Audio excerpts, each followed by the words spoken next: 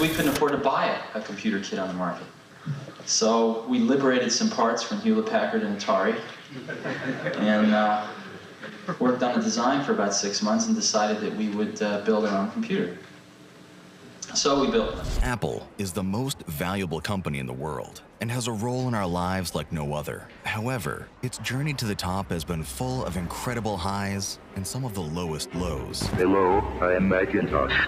It sure is great to get out of that bag. This is iMac. And we are calling it iPhone. To report, unfortunately, that Apple is confirming that Steve Jobs has passed away after a battle with pancreatic cancer. The tech giant is facing multiple lawsuits after it admitted that it slows down older models. The antitrust regulator for the EU said Ireland had given Apple a sweetheart tax deal for well over a decade.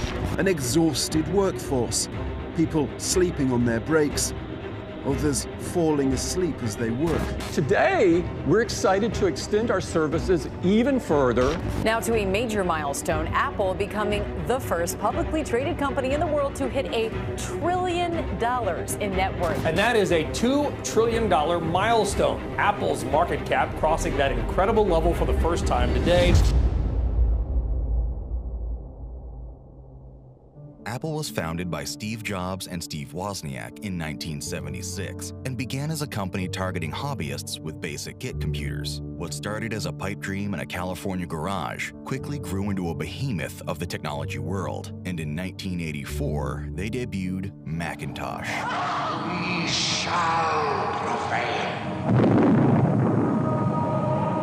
On January 24th, Apple Computer will introduce Macintosh. And you'll see why 1984 won't be like 1984.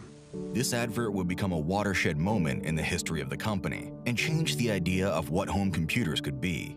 Apple enjoyed huge success, and when they went public on the stock market, Jobs and Wozniak were both made millionaires instantly. When Macintosh sales dipped, however, Steve Jobs would attempt to oust the CEO John Sculley, and the ensuing power struggle would lead to Jobs being forced out of the company that he had founded. Stephen Jobs figures heroically in the history of American entrepreneurship. At the age of 22, he founded a company called Apple Computer and proceeded to grow it into a $2 billion business. In the spring of 1985, he lost a power struggle inside Apple and left the company he had created. Although the company did have some successes from that period on and innovated in a number of areas, it's difficult to view that period when Steve Jobs was absent from the company as particularly successful. They went through a large number of executives, and ultimately, just before Steve Jobs returned to the company, they were on the verge of bankruptcy. Apple had been hemorrhaging money and was not able to compete with Microsoft. The 1990s were the decade of the Windows PC, and it was inconceivable that anyone would buy a Mac at that time. What was interesting for Steve Jobs was that he then started Next Computing, where he built a whole computing company which was extremely profitable, which was then acquired by Apple for almost $500 million. As a result, Steve Jobs returns back into Apple. When he came back, it was like a reinforcement, like a big reinforcement. And he felt entitled to do his thing, to redefine the company the way he thought the company should be in the very beginning. So the company regained this idea of, I don't need to look to what other companies do. I don't even need to look at the customers. I'm going to tell the customers what to do. And this takes a lot of guts. Steve Jobs' return brought huge changes. Product lines were cut down, and visionary designer Johnny Ive was brought on to set Apple's design philosophy. The launch of the iMac in 1998 would become the blueprint for Apple's products for years to come. Well, today, I'm incredibly pleased to introduce iMac, our consumer product. If you think about the iMac that first came with Steve Jobs, he brought color to computing. Actual colorful looking designs on a computer was something that people hadn't really seen before. Suddenly, a computer was something that would look good and would actually look nice in a living room rather than just buried in a bedroom. Apple was on a roll and capturing the public's attention in a way consumer electronics had never been able to before. In 2001, they launched the iPod. It may not have been the first MP3 player of its kind, but it redefined the market. Suddenly, listening to music was trendy and sexy, and Apple went from strength to strength. Arguably the single biggest moment in Apple's history, however, came on a crisp January day in San Francisco in 2007. So, 3 things: a widescreen iPod with touch controls, a revolutionary mobile phone, and a breakthrough internet communications device. An iPod, a phone, and an internet communicator. An iPod, a phone. Are you getting it? These are not 3 separate devices. This is one device. And we are calling it iPhone. Today, Apple is going to reinvent the phone. And here it is. To this day, over 1 billion iPhones have been sold worldwide, and Steve Jobs and Apple have undeniably changed the world we live in. The technology that they have popularized has revolutionized the modern age and reshaped our relationships with each other and our environment. From smartphones to smartwatches, earbuds to computers, millions of lives today are enhanced and affected by Apple products. It's difficult to look at Apple and all that it has achieved and say that it has not left the world better than it found it.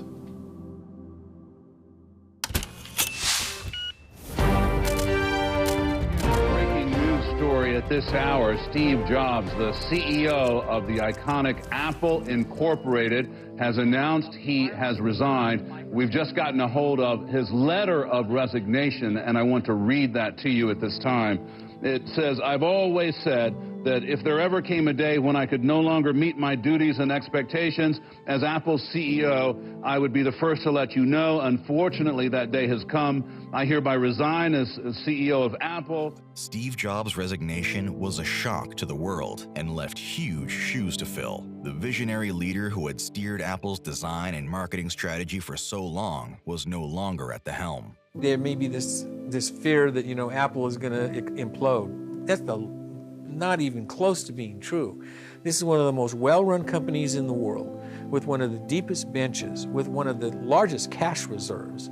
And if anything, I actually expect Apple to be a stronger company going forward, not weaker. I think Apple's kind of built their client base and their cult of Apple, shall we say, and I don't think that it's going to do too much. Apple's excellent PR machine ensured that the public were never aware of what was going on behind the scenes. But Jobs' resignation was a sign of his losing battle with cancer, and just 6 weeks later, news broke that shook the world.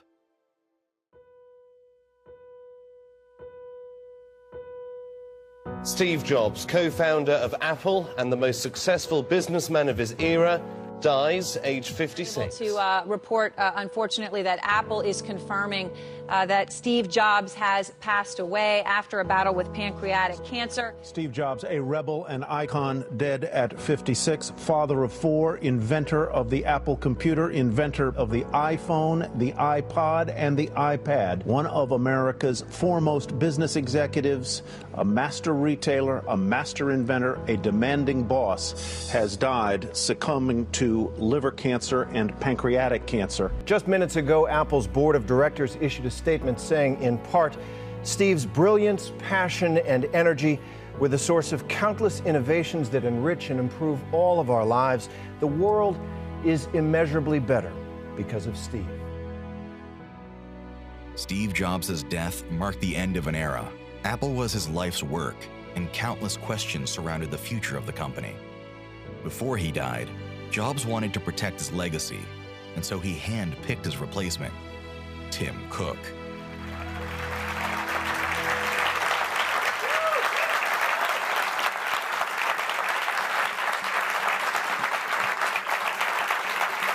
Good morning. Good morning. This is my first product launch since being named CEO. I'm sure you didn't know that.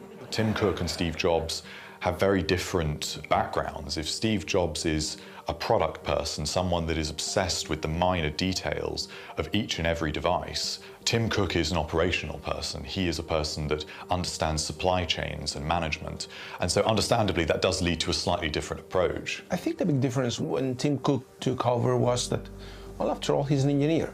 He's a very passionate engineer with a lot of knowledge of the personality of the company, etc. But the way they manage their relationship with suppliers, the whole value chain, etc., is far more, let's say, professionalized. You need to turn Apple into a very well-oiled machine that can deliver. That's fundamental. When Tim Cook took over, there was a seismic shift at Apple. From an idealistic company that saw itself as a David to the Goliaths of the tech industry, they became a ruthless machine with profit margins at their heart.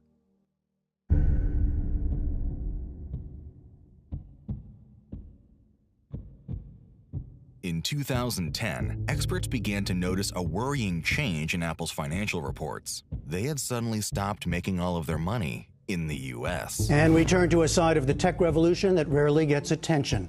How much do our leading tech companies pay in taxes?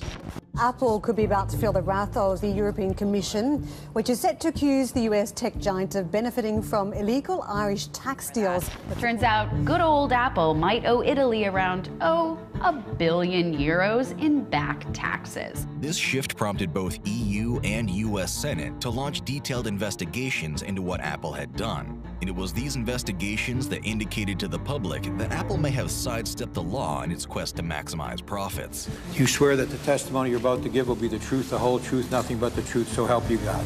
I do, so help me God. Since 1980, Apple has had an R&D cost-sharing agreement with our Irish subsidiaries. Our cost-sharing agreement, which is common in the industry, is audited by the IRS, and we are in full compliance with all laws and regulations. This agreement shifted the economic rights in your crown jewels to 3 Irish companies that you own and control.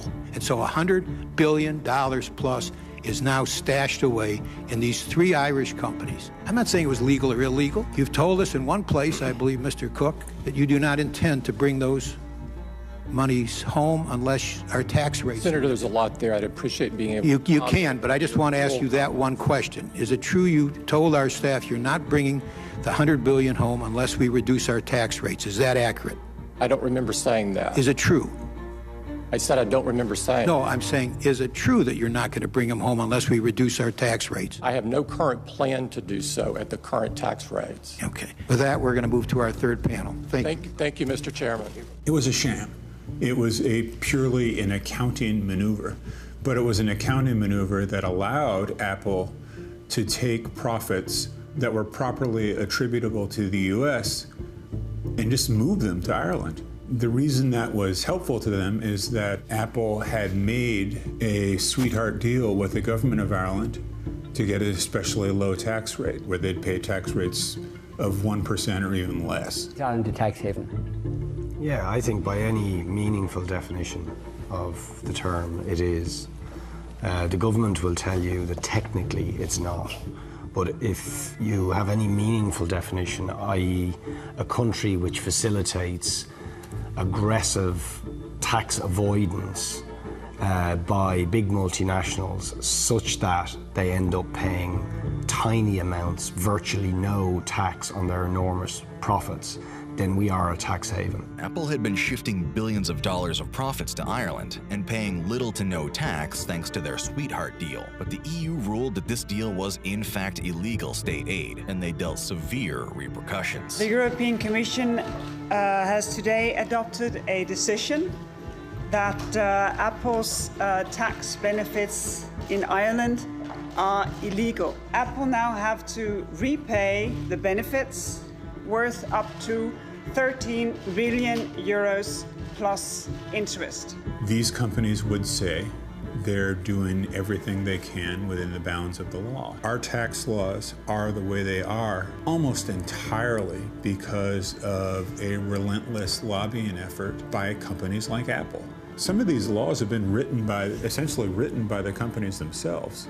Like, they'll give the statutory language to members of Congress and say, this is what we'd like. Companies like Apple have special access to Congress, have special access to the process of changing laws. That doesn't make them above the law, but it does mean that they have the capacity to effectively change the laws in ways that they like. And that is profoundly disturbing. Really what it means when $47 billion of tax that Apple should be paying doesn't get paid is, it's got to come from somewhere else. With the United States facing a record deficit, Barack Obama has unveiled a $3.7 trillion budget with spending cuts and tax hikes at its core. We're going through the budget, program by program, item by item, line by line, looking for areas where we can save taxpayer dollars. Meanwhile, the U.S. administration has announced significant budget cuts. The agencies facing cuts, the Environmental Protection Agency, the State Department, the Agriculture Department, the Labor Department, Health and Human Services, and the list goes on and on. In the long run, that's what's happening. All this revenue loss is coming out of something that we'd all really like to see, like structurally sound bridges and roads, a good education system, a healthcare system that we can all rely on. All of these important services are incrementally eroded by tax avoidance on this scale. Everybody loves their iPhones, and so it's easier for people to fall so in love with their iPhones that they don't really want to think about what else the company is doing. The responsibility for corporate tax avoidance by Apple and other companies can be laid at the feet of a compliant Congress, politely passing whatever bills the corporate lobbyists want them to pass. But part of it also has to do with the public. And we need to get to a place where voters care enough to find out whether the companies they're patronizing are really good citizens of the world. Apple's corporate tax avoidance shows no sign of slowing, and the real-world implications of this are felt across the globe. This friendly company with innovation and care at its heart is using these loopholes to take the money away from its customers in the places it could truly make a difference.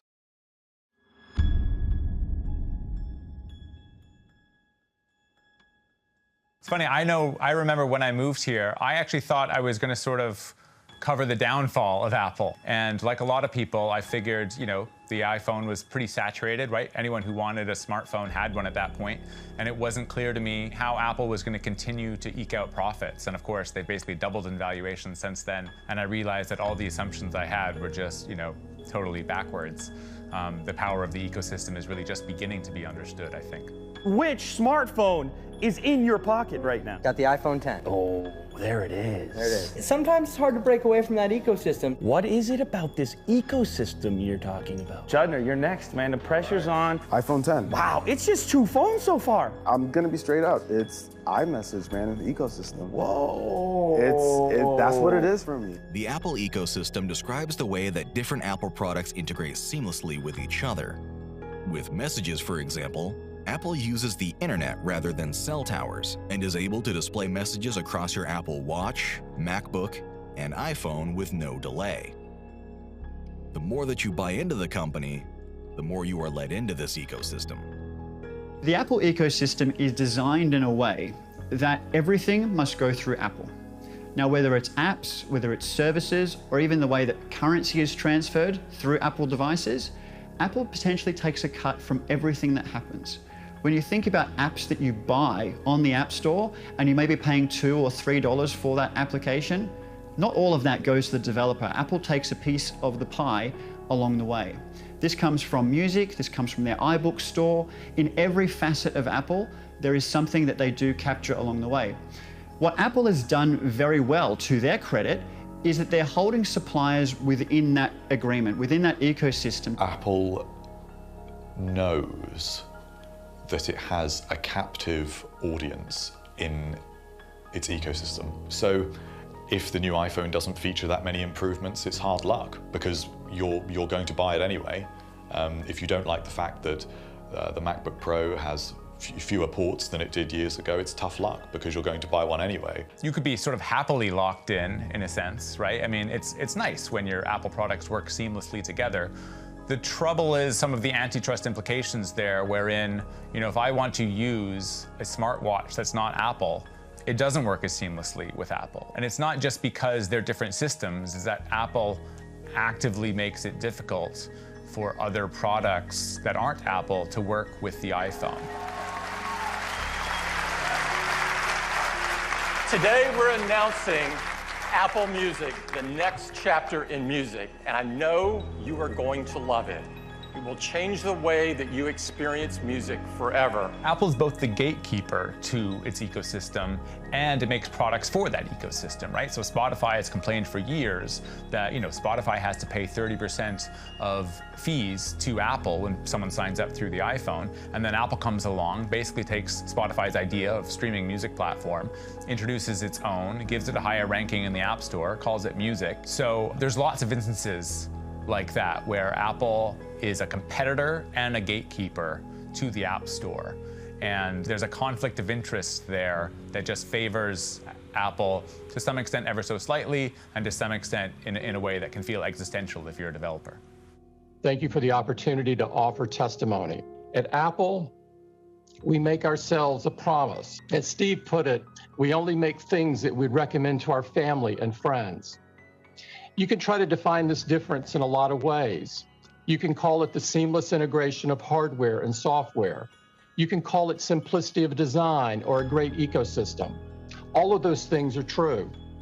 But if you want to put it simply, products like iPhone just work. Let me ask you this. Apple requires all app developers to use Apple's payment processing system if those developers want to sell their goods or services to Apple users through Apple's App Store. Isn't that correct?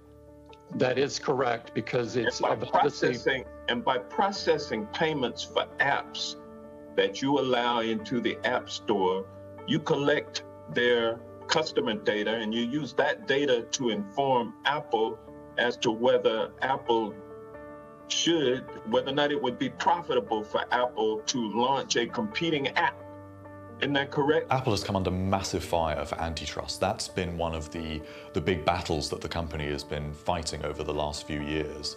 It really has felt, reporting on Apple, that there has been a new antitrust case every day in a different region. South Korea, Italy, America, the UK, you see it everywhere, that they are all going for different areas. But the big thing is the App Store, because the argument is that the App Store is controlled by Apple. Not only does Apple take up to 30% of every purchase on the App Store, but it also controls which apps are allowed to even be there, which has led to the argument that they serve as a gatekeeper for the platform. And European Union regulators have accused Apple of violating the bloc's antitrust laws. Yeah, I think that it's a bold move. I think that at the end of the day, antitrust scrutiny on Apple is increasing. Yeah, that's right. You've been called one of the most important trials in Apple's history, with the game maker accusing the tech giant of violating antitrust law. In a sort of layperson sense of, if I want to download an app onto my phone, how do I do it? There is only one answer, right? And it's the App Store. And I think we've become so, normalized by that being the case. And, it's clearly about Apple taking a 15 to 30% cut. Where Apple can really make money is a proliferation of services. And services mostly are done by third parties. And so the more and more of those apps that there are, the more and more revenue that Apple's able to make. And again, you can just find all kinds of apps. I looked up photo editing app today and I found one that was all about body image. So you take a picture of yourself and then you can slim away the fat and make yourself look better and everything. It's certainly something that Apple would say, we're against that sort of thing. And yet there it is on the App Store. It's been approved. It costs money and Apple's taking a cut. You have to remember that the average smartphone user is on their phone more than a quarter of the day. So if you're Apple, there's just an unprecedented level of power in terms of how someone engages with your product, right? Compare that to a BMW that someone might spend, $70,000 or $80,000 on. Well, they drive it an hour a day, right? BMW sort of doesn't have a hold on your life in a certain sense, nor can they dictate the speed limits or anything like that. There's a sort of limit to how they can actually please you as a customer. Whereas when you're a smartphone operating system and the device maker and the gatekeeper and you're controlling apps, that's a lot of power. As Apple's device offering expands, so does its control over its users, and the law is slow to catch up. With so many people's lives relying on Apple products, it's clear that the power this company has is entirely unprecedented.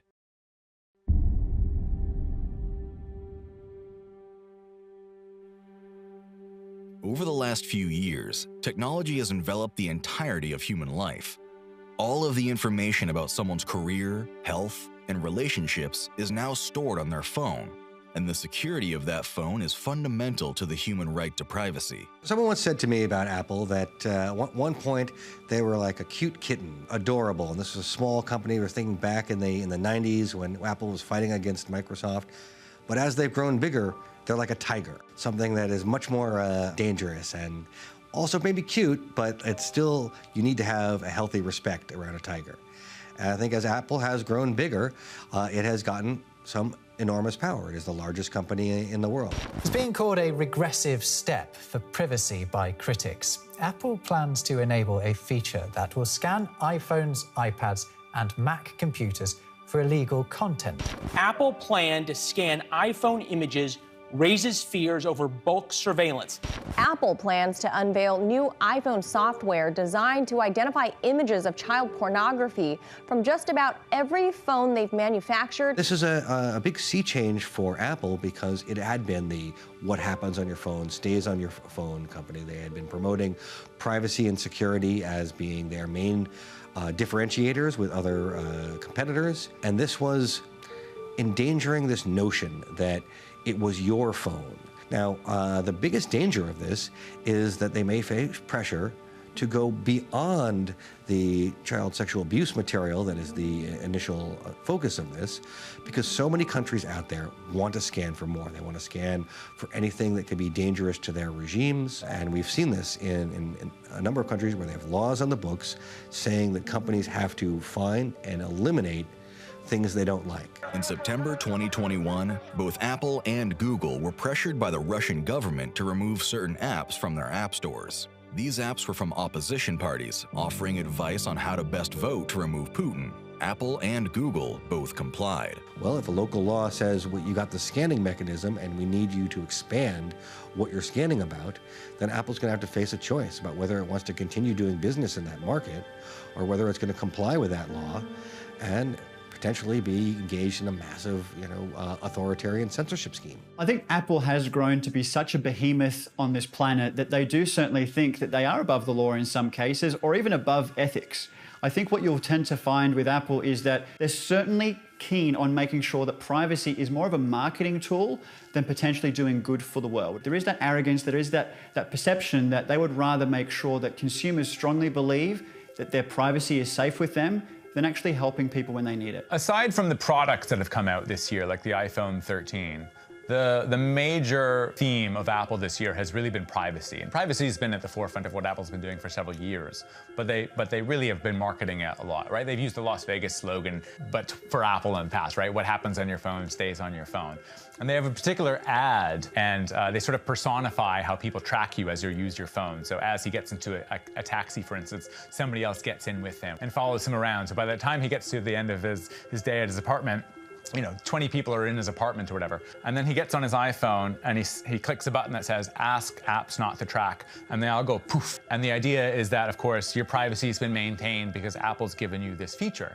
But in a sense, you can tell that it's not going to be as anything like that in the digital experience just by the nature of the words that they use, right? So if it was that simple, it would be, do you want to enable tracking, yes or no? But actually, the answers are ask app not to track, right? Not don't track or, not allowed to track, but ask the app not to track. And so far, since Apple's introduced this policy, developers basically tell me, they really haven't done anything. So you're still being tracked by a whole host of digital ads companies, by obscure data brokers that you've never heard of, that are doing everything that basically Apple was saying was bad in the commercial, but they're giving you the illusion that they've solved this problem by pressing this button. And you can actually argue that that's sort of a worse situation to be in, because by pressing the button, you assume that you have security, but when in fact you actually don't. Whereas, if someone's using an Android phone where you basically don't have the sort of luxury of thinking that you're living in this privacy-centric world, you might be a little more weary of the websites you're using and how you're, interacting with your apps or whatever, because you sort of know, hey, this is a bit of a dangerous town, don't leave your money, on the floor or whatever, right? Keep things close to you. So they've given you this understanding that things are really private, but in actuality, there doesn't seem to be much evidence that they are. iPhone 10, your iPhone is locked until you look at it and it recognizes you. Nothing has ever been simpler, more natural, and effortless. We call this Face ID. Every time you glance at your iPhone 10, it detects your face with the flooded illuminator, even in the dark. The IR camera takes an IR image. The dot projector projects out over 30,000 invisible IR dots. We use the IR image and the dot pattern, and we push them through neural networks to create a mathematical model of your face. Face ID on the phone, if it's using it just for verification purposes and the information never leaves the phone, then it doesn't have very strong implications. However, if the information used for facial recognition that is developed by an iPhone over the years is transferred elsewhere such that now your face can be readily identified in all sorts of other contexts while you're in the crowd, right? This has tremendous implications for our lives. And so putting that in the control of the user can help protect against the danger of the company turning bad later.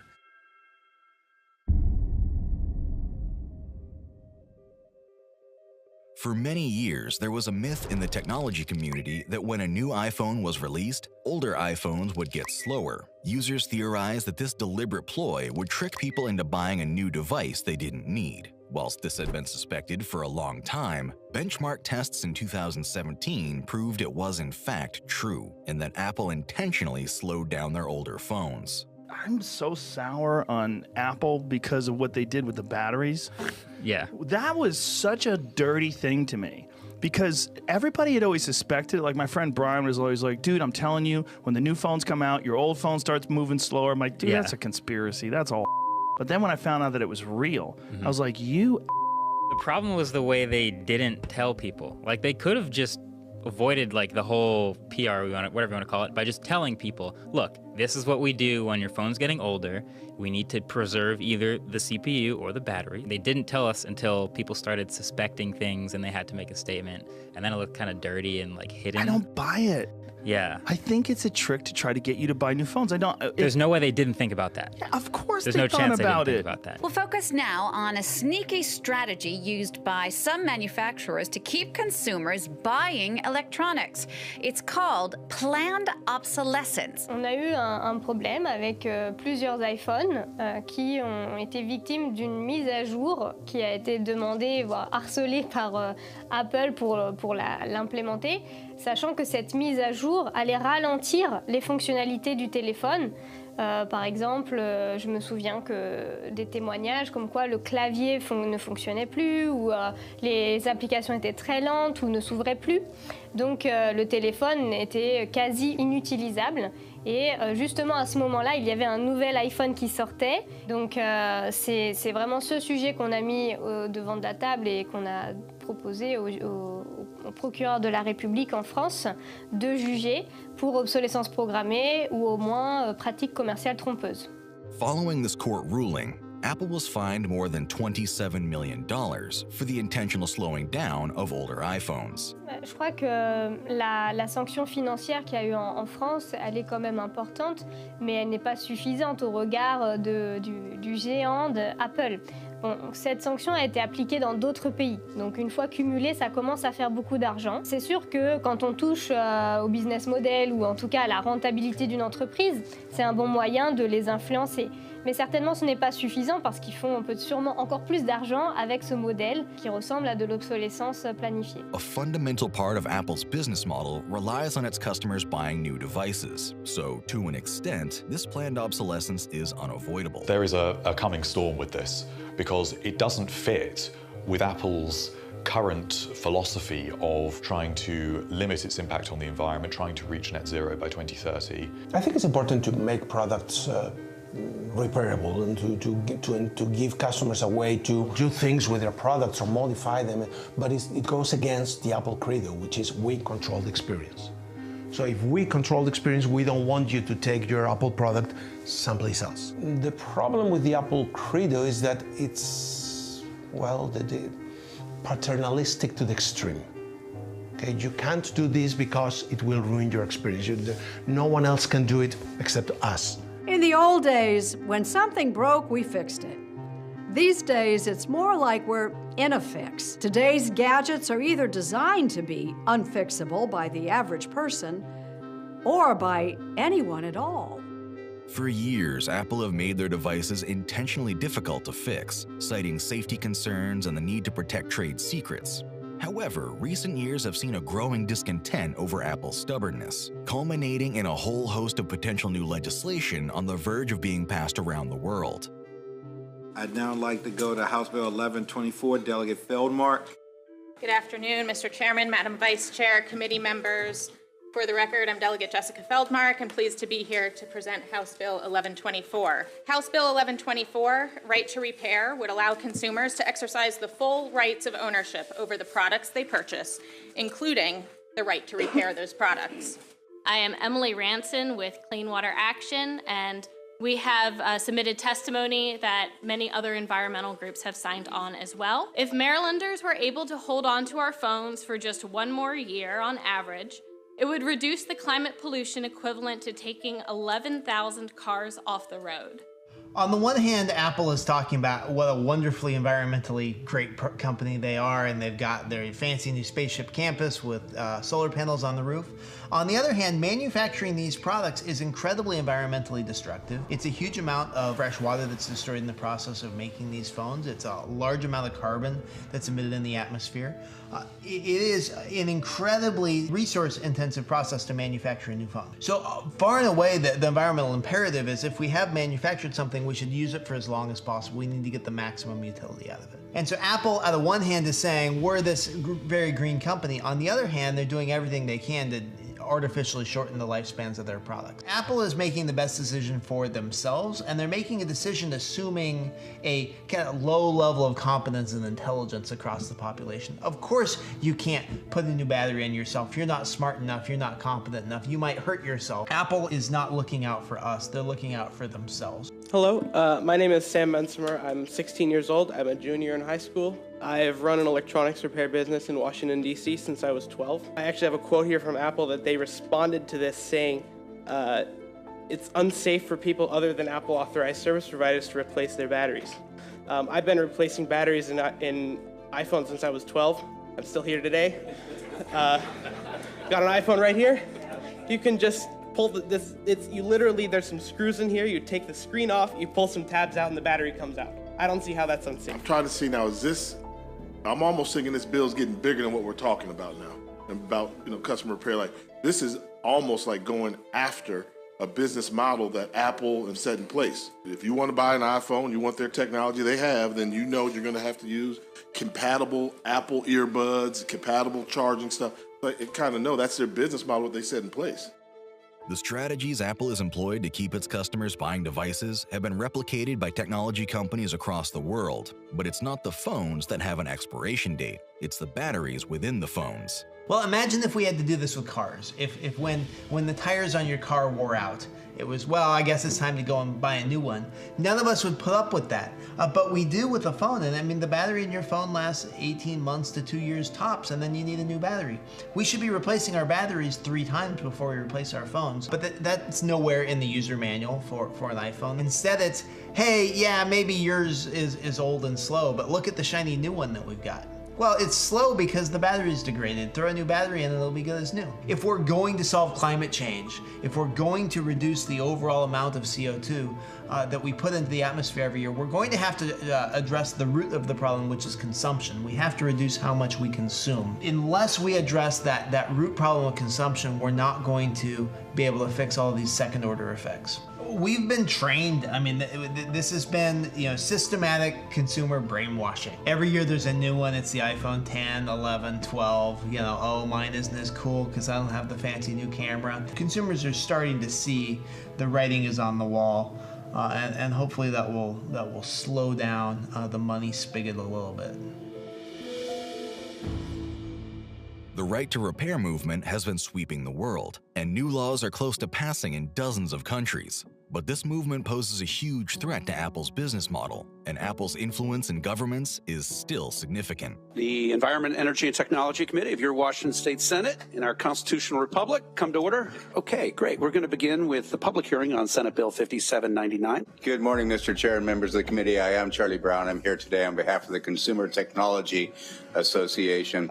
We are opposed to Senate Bill 5799. We don't believe that the legislature should pass this legislation without considering the unintended consequences. I'm sure that all of you have heard about lithium-ion batteries and the potential problems that can cause when they are not connected properly to a device. I have to say that at this point, with the language that's in this legislation, we absolutely oppose this bill. Senator Stanford. Why do I have to get a super special screwdriver in order to do that? I think that's really the focus here. It's not about being able to get into every little electronic component in this thing. It's about being able to fix a USB port or a worn piece of rubber.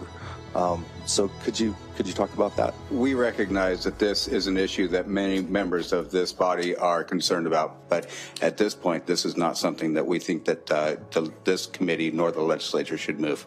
I'm trying to understand your issue because I'm kind of with these guys. I'd much rather, I got 3 layers with my car. I thought the car example was excellent. I can take it to the dealership and get it fixed. I can take it to my non-dealer repair shop who's certified, or I can take it to my neighbor Eddie and have him fix it. Right? So I have all 3 layers that I can go through with my automobile, and I can make the decision that's best for me. So unless you guys can show like a real risk to copyright infringement and digital theft, privacy, those types of things, I don't really understand why we wouldn't let everybody have a crack at fixing my phone when it breaks. That's the part. I do understand if you can prove a real threat to your intellectual property. I'll just briefly address this. Thank you for that, Senator. I do want to say our products that my technology companies are working on are meticulously designed, and they are using the highest caliber parts. And I would love to follow up with you. Do I own this phone? I mean, it sounds like when I buy it, my intention, my understanding was I pay you money, it's now mine. But it sounds like there's some lasting commitment where, am I renting it from the company? Like, why do I have some obligation back to you? How is this relationship different than when I buy other products in the marketplace? There are some. So let me just interrupt you there. We need to wrap up this panel. We need to move along. This is taken, but I do encourage. I hope you can hear that there's a lot of support for this broad issue. With that, that concludes our public hearing on Senate Bill 5799. You have the most profitable corporation in history of humanity, and you've got a lot of lawsuits that have been successfully chipping away at it, but they're not stopping the juggernaut. The only way that we're going to see systemic change, the only way we're going to see Apple's behavior change is if we get laws passed that force them to change. And Apple has lawyers at every step of the democratic process working to preserve this juggernaut of obsolescence that they've built. And so trying to dismantle that systematically has been very challenging. It's taken us a long time to get to where we're at, where we have legislation just about ready to pass. And I'm optimistic, but I also am realistic about the amount of money that is arrayed against us.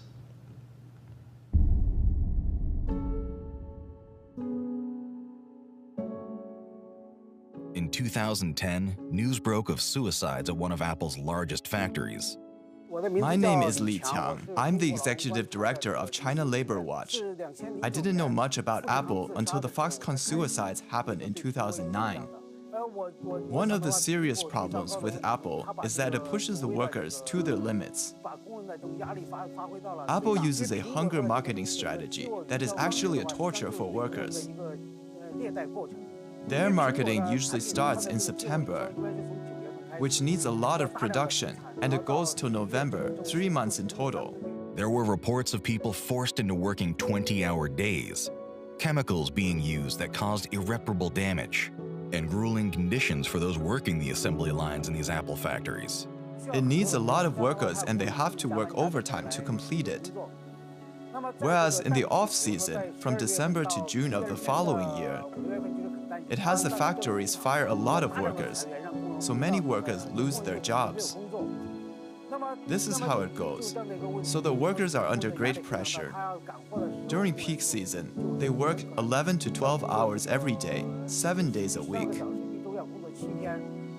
A lot of workers are not allowed to ask for leave. If they can't get a day off, some worker death cases show that some died of a cold, or inflammation, or common sickness. I think all the factories of Apple's supply chain are using forced labor like Foxconn and GNDC. This forces the workers to continue working in the factory, otherwise they are not paid at all. And of course, Apple benefits from it. When Apple is rushing orders, that is when consumers like you and me are going crazy to buy Apple products in a short period of time, and it's the workers that have to pay the price for it. The workers are forced to work in factories instead of getting their wages. I think it is something that consumers should be more aware of, simply because I think, in a sense, we're all in the plague pit with it. Everyone's hands are dirty, so there's no escape from it. I don't think Apple has done anything. They just do a lot of PR instead of supporting the workers. But they are fully aware, as are the investors who are profiting from this process. I feel very bad that Apple, acting as a prestigious company, is lying all the time. Apple's lies are terrible. But what's worse is they distort facts that are clearly true for their own profit. Although Western consumers like to think that they are morally virtuous in some areas, you need only really look at some of the conditions in these factories that are being paid for out of our pockets to know that we're perhaps not as virtuous as we think we are. It actually gives the workers a very bad impression.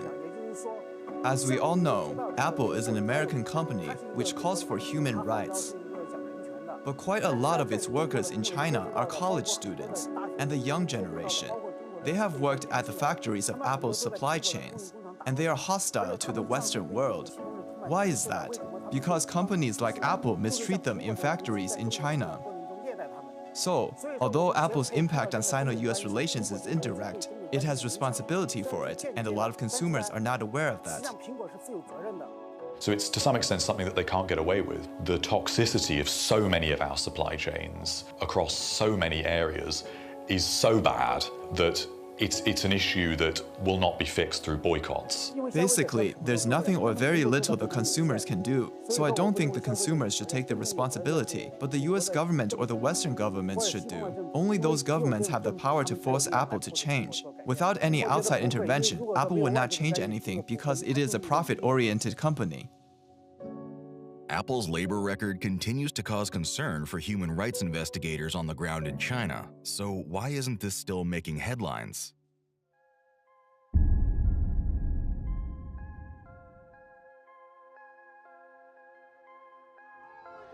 The cult of Apple has been talked about for years. Millions of fanatics around the world revere this company and praise its every move. They religiously defend the company on social media and purchase every device that they come out with. And this is no accident. Apple has been quite astute at understanding early that there is something that we might call religious about the way we use technology. And it's almost baffling that other companies didn't work that way, right? Like we don't think about like a PC with that sensibility of like awe and delight, you know, that we're gonna open it and it's just gonna pop on and we're gonna feel feelings. We don't even expect it. And I think one of the things that Apple did really early and consistently was understand that that was a space you could aim for and feed it, right? Sometimes quite explicitly through like Apple evangelists who would work on college campuses to talk about the iMac or something. If Apple signed up today as a religion, they've already got their Mecca in Cupertino, which does look a little bit creepy in some ways, and all of their stores are their small churches. We know that when it comes to an iPhone launch day, especially in the past when people actually used to queue up for iPhones, they used to camp for days.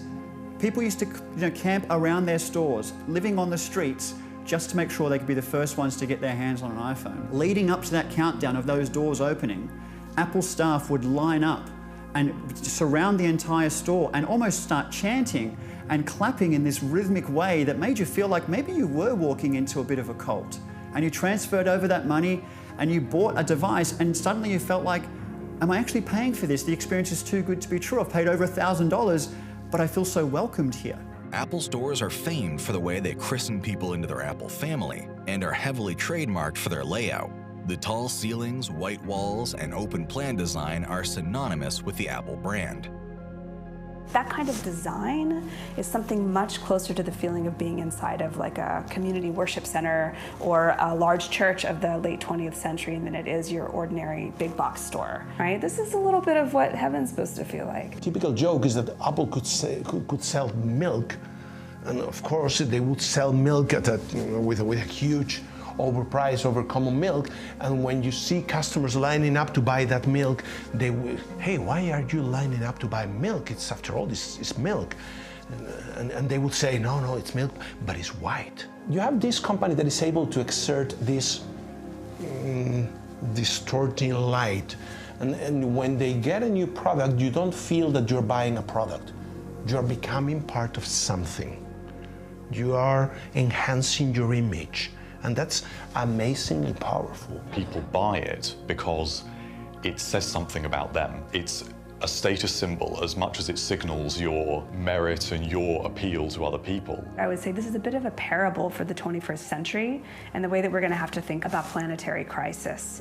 That there's a kind of parable of the clean, the smooth, the seamless that we call ecosystem that's designed precisely in a way that distracts us from what's happening on ecosystems. You know, like it's not lost that you can open an Apple and the first thing you'll see is some beautiful natural landscape as your desktop. And that these things are named after great landscapes in California that are increasingly experiencing pressure from climate change and wildfire. So we have to read these ironies together and maybe think about why, as much as it's important to look at the religious aspects of technology, it's important to ask ourselves, is ecosystem still the word we want to use to describe a successful technology that's able to bring a bunch of devices together? Like maybe that's not smart. We wanted to make sure that we send a clear message to Apple and then also to the folks who are out on the line so they know more about the company that they're supporting today. And I'm a loyal Apple customer. I own an iPhone, I own a MacBook, and I love Apple products. But I also want to make sure that the folks who make the products that I love so much are treated ethically. Do we want to build a world where any corporation has so much share of resources in the world and so little scrutiny? I don't think that's sustainable for us. So the kinds of reframing it's going to take to push back, it's going to have to really come from a more public reframing of what kinds of other values we insist upon as a way of creating a whole ecological solution for a shared planetary future. Who do you belong to and who do we choose to belong to? As an uncertain future looms, the power is in the hands of the consumer to demand more from the companies we give our lives to.